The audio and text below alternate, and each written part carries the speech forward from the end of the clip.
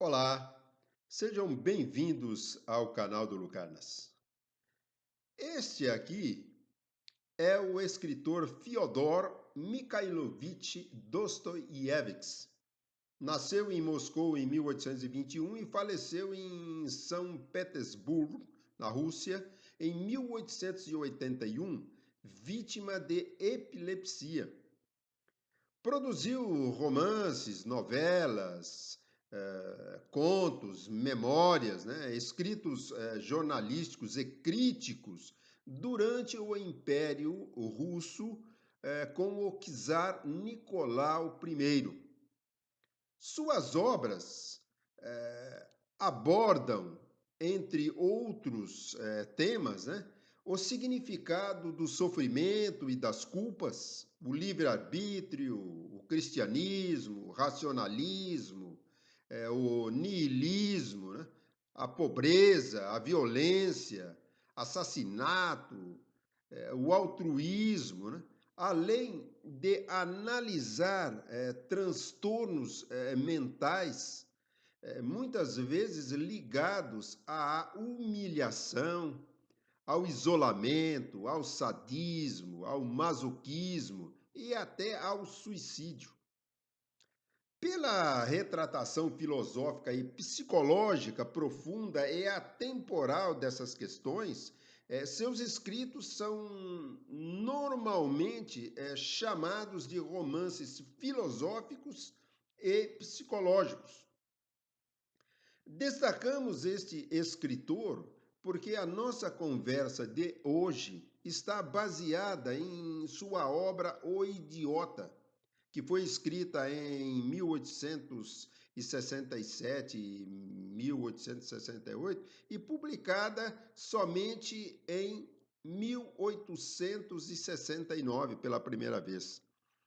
Nesta obra, Dostoiévski pode nos ensinar sobre ética e ser uma boa pessoa.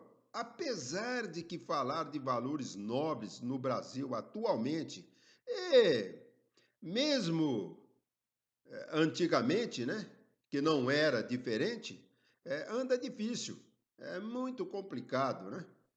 As pessoas estão alucinadas.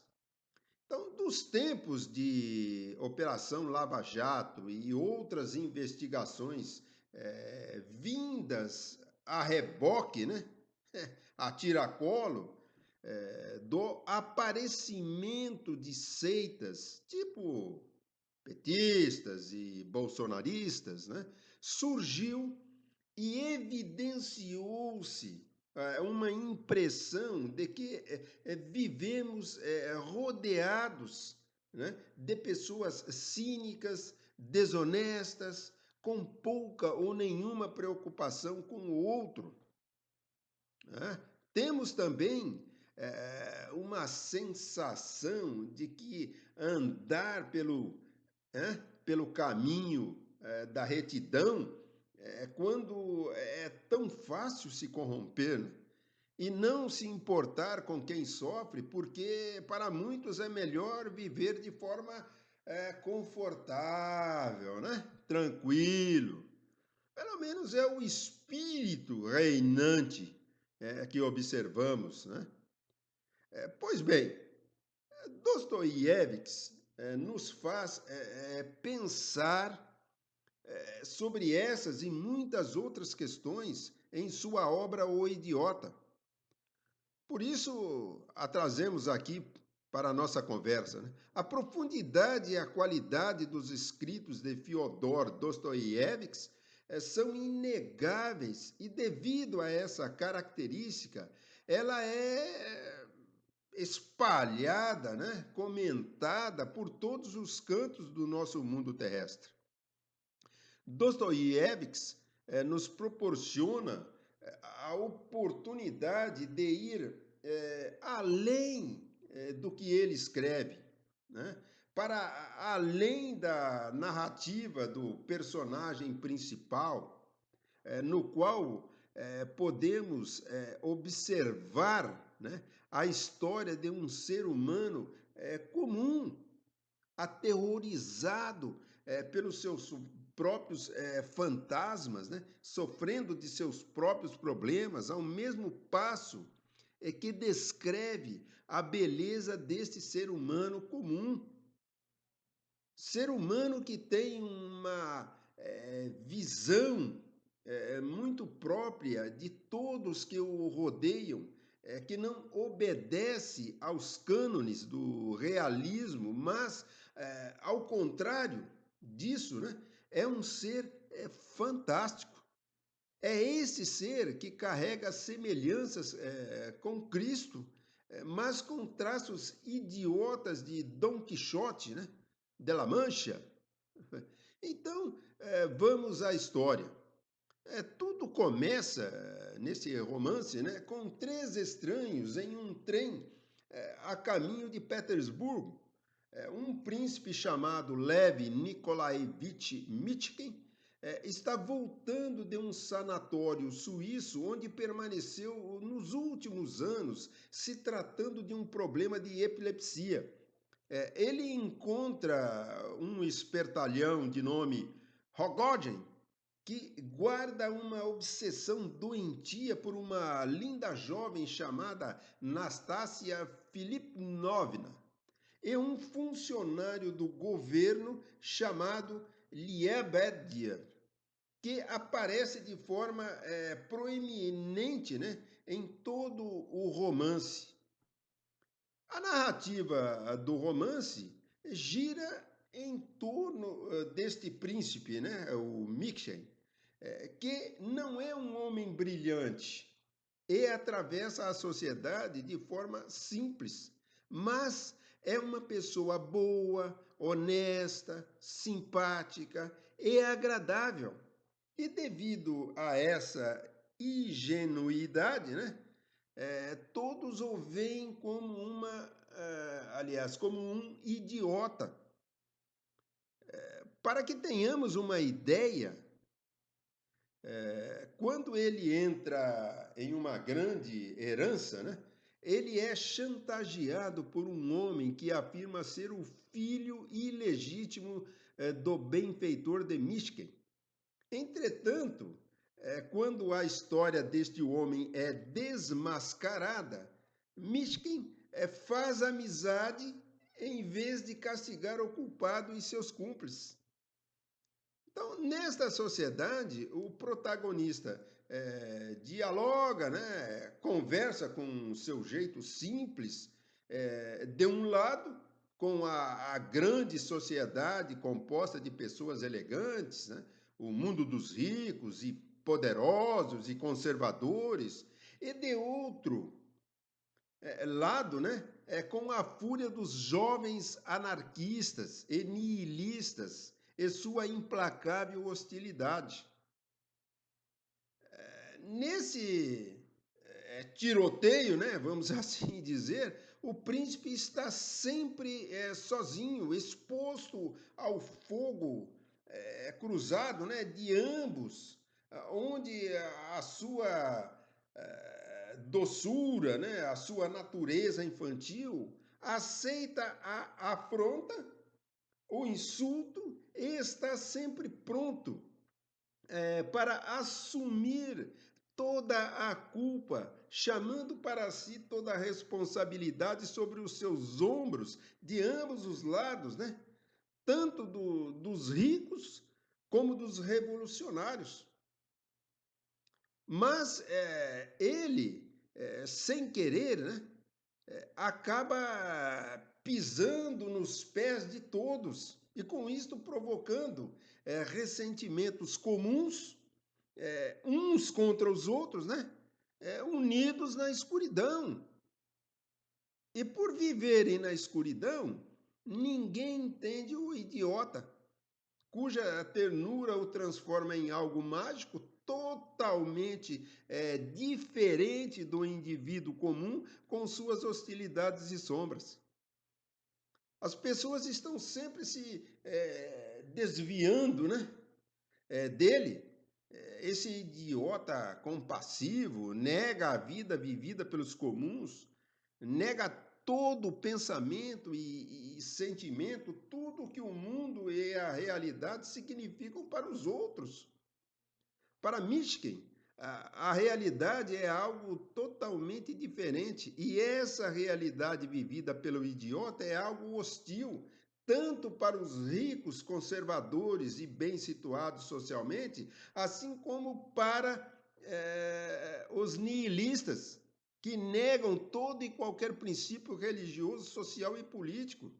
Também os anarquistas, que defendem a anarquia e buscam o fim do Estado e da sua autoridade e congêneres. Mais ou menos o que vem acontecendo aqui no Brasil, né? Então, seus valores não estão na riqueza, no Estado. Eles se contrapõem, né, aos valores espirituais, como, por exemplo, a fé cristã, como também aos valores nihilistas. Em várias situações que aparecem no O Idiota, né, existe uma força argumentativa digna de uma pessoa que vive na órbita, né, de valorações extramorais e compreende o quanto é insalubre, né, a vida humana pautada por uma moralidade teológica, assim como pela imoralidade pautada pelo ateísmo. Provavelmente você, meu amigo e minha amiga, que ainda não leu este livro, podem estar pensando que o idiota é um homem, né? Uma pessoa que morreu para o mundo da realidade, aparente em busca da imortalidade da alma e que procura, né, a verdade. Não é bem isso. Pelo menos não interpretei por esta ótica, né? Em diversas passagens da história, a compaixão do príncipe nos espanta como leitor. É o que acontece, por exemplo, na festa da bela Anastácia Filipovna, já na primeira parte da narrativa do romance, né? Essa mulher que merece estudos por si só é um dos grandes exemplos da sensibilidade do autor para com a alma humana. Quer dizer, uma mulher com, diríamos assim, uma personalidade voluntariosa e irracível, né?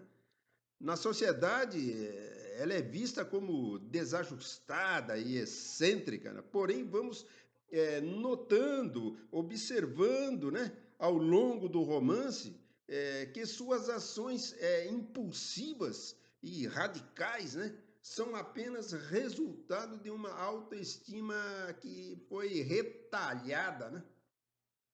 Um grito surdo de ódio de uma mulher que se considera indigna perante as outras, né? Culpada de ser quem é. Esse retrato profundo e pouco óbvio, né, de uma jovem do século XIX nos é dado através dos olhos do príncipe Mishkin, que vê uma dimensão de Nastácia Filipovna que ninguém percebe. Trata-se de uma ação, sem dúvida, né, que somente uma pessoa de caráter quase extraterreno, né, teria imbuída de um senso de justiça para além do razoável. Sua relação com o inconsciente se dá de uma forma clara, né? E é nesse ponto que reside o núcleo desse ser mágico. Suas atitudes nos levam a duas perguntas que tentaremos responder em um único entendimento, né? A primeira pergunta é o que diferencia Mitken dos demais? A segunda pergunta é como se revela esse pensamento mágico? Né? Então, seus lampejos permitem a ele conhecer tudo o que há no mundo. Sem nenhuma sabedoria mística, né? Nunca aspirou a ter uma, ele ocasionalmente fica no pensamento mágico, onde, para tudo que é afirmado, existe o oposto. Por exemplo, ele é capaz de enxergar os defeitos das pessoas, mas se recusa a julgá-las apressadamente, só pelo que tem de pior. Esse é o medo que ele inflige aos outros. Ele é compreendido por criminosos, por pessoas perigosas, como Rogojin, e histéricas, como Nastácia Filipovna, né? Mas enganam-se aqueles que acreditam que sua inocência é inofensiva. Todos, no fundo, o temem. Para o idiota, é possível dizer sim a tudo, né? Se cada coisa proibida, cada maldade tiver uma base sólida, pode se transformar em lei. E assim que essa lei seja testada, né, pode servir de base de um novo modo de ver as coisas, uma nova ordem. O bem e o mal são intercambiáveis. Se na realidade da cultura humana o mundo está dividido, né, entre o claro e o escuro, o bem e o mal, tudo é permitido. Na visão de Mishkin, a experiência mágica está naquilo que é ou pode ser revertido de todos os valores morais. Mishkin não tem como objetivo quebrar as tábuas da lei. Ele simplesmente mostra o outro lado onde as leis estão escritas nas tábuas. Percebem? E a nosso ver, o segredo desse livro é que o príncipe Mishkin, esse inimigo da ordem, esse destruidor, né, não aparece como um malfeitor, mas como uma encantadora criatura. Tímido, infantil, cheio de bondade, né, caloroso, altruísta, que nos ensina a amar as pessoas más, para percebermos que existe algo semelhante a eles, algo muito próximo deles. Que coisa interessante, né?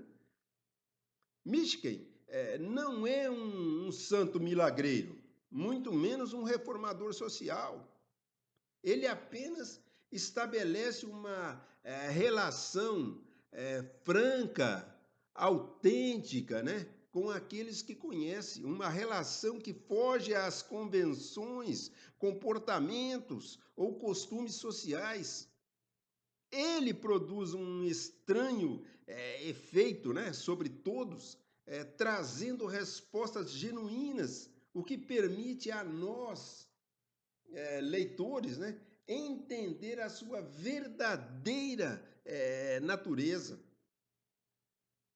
Como se pode imaginar, porém, a bondade do príncipe passa longe de ser bem compreendida pelas pessoas que o cercam, porque por onde ele circula, há um certo desconcerto, né, com suas palavras e atitudes, que nunca deixam de causar impacto. Então, munido de uma sinceridade humilde, Mishkin confronta as pessoas com seus próprios defeitos e ações pouco nobres, né? Vamos assim dizer, fazendo-as refletir sobre quem são, na melhor das intenções, a fim de tentar salvá-las de seus impulsos destrutivos. Poucos chegariam a esse ponto de teor insano. Afinal, qual é o limite da bondade? Vale a pena arriscar tudo pelo resgate do próximo? Sem revelar muito sobre o final da obra, O Idiota, né? Podemos indicar que Dostoiévski nos encaminha, nos dirige para essa resposta.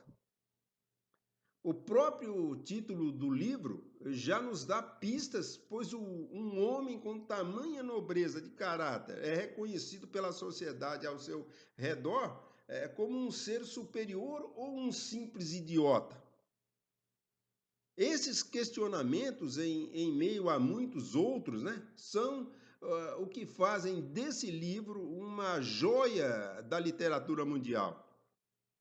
Poucos nos dirão mais verdades sobre a nossa natureza humana do que o príncipe Mishkin e seu notável criador, cujos livros, né, são daqueles que te fazem companhia por toda a vida.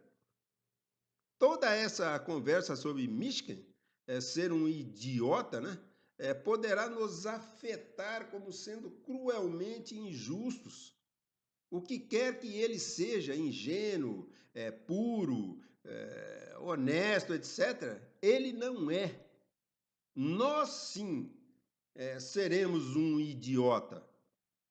Até certo ponto, podemos pensar que este livro é sobre a injustiça de tal pessoa, de quem o mundo não é digno, né? Sendo chamada de idiota por suas dores. No final, no entanto, parece ser mais sobre como o mundo pode realmente fazer um idiota a partir de uma pessoa boa. É um romance de repugnância, né? Com um mundo onde a sanidade das classes alta, média e baixa, tanto das religiosas quanto das que são movidas pelo zelo político e racionalista, né? Podem destruir a sanidade de pessoas como Nastácia Filipovna e Miken, entre outros. É um romance de pessoas confusas, né? Atabalhoadas, em colisão e de um indivíduo extremamente confuso, que por um breve momento parece ter a chance de curar todas elas. O Idiota é um excelente romance. Dostoiévski explora uma infinidade de temas profundos no livro, enquanto ele mergulha, né, no submundo da alta sociedade e da moral humana, em torno, né, de uma série de cenas sociais nos salões de Petersburgo. E todas as cenas sociais são verdadeiras obras-primas da psicologia, que interagem com motivações conflitantes, né? Escondendo-se por trás de máscaras sociais os indícios de suas reais intenções. Ele contrasta a pura inocência do protagonista Mickey, que é o centro, né? Onde todos os personagens de diferentes matizes gravitam em torno, né? Com a moral muitas vezes distorcida e a simples mesquinhez dos membros da alta sociedade. Ele olha nitidamente para como as pessoas tratam os outros e em quais danos isso pode resultar. Talvez a realização mais surpreendente deste romance seja a autenticidade dos personagens e de suas conversas. Bem, ficamos por aqui e afirmamos que O Idiota de Fyodor Dostoiévski faz parte da grande coleção das grandes obras criadas pelo autor. O Idiota é um romance que definitivamente todos deveriam ler. Até a nossa próxima conversa.